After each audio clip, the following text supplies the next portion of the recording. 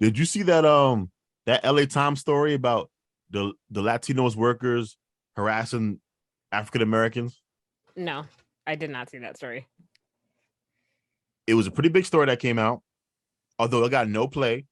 I didn't hear nobody talk about it on MSNBC or CNN or whatever. I didn't see any of the black celebrities posting the article, but it was a very eye-opening article. When did this come out? Did this come out when I was in solitude? Probably. Yeah. All I was doing was playing Elden Ring when I was sick. So.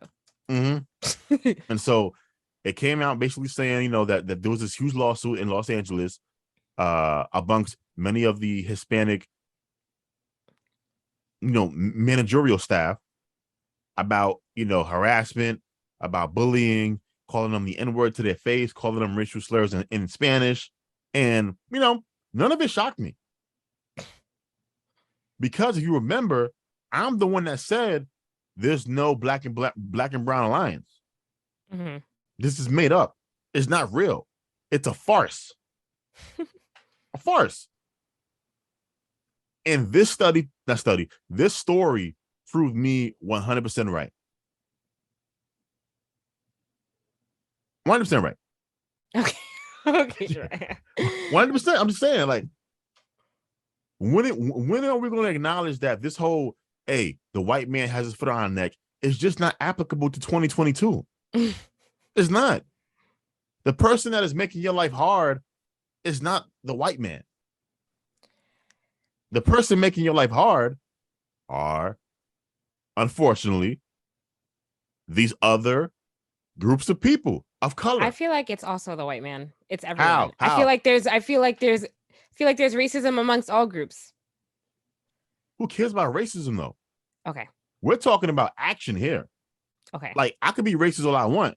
Calling you the N-word is an action. Okay. You tell me. But also calling the cops on a black man who's sitting in the park bird watching is also an action made by a white person. It exists everywhere. Mm-hmm. You don't think Hispanics and Asians do that? Well, but my point was that it's amongst all groups. Don't exclude the white people because they're in it too. No, I agree. What I'm excluding is the narrative, though. Okay. Because the narrative is that it's the white man and he is only responsible. That's the narrative. Oh, okay. What I'm saying is that narrative is a bunch of bullshit. It is. And so many of us black people have been talked into this black and brown alliance by the black elite. Like I've said before, the black elite want certain things because they have aspirations of whether it's politics, whether it's I just forgot where I was going. But anyway, my main point is this. The argument has been that the white man especially is the one keeping black people down. If we can be honest, if we can be honest about the argument, that's been the argument.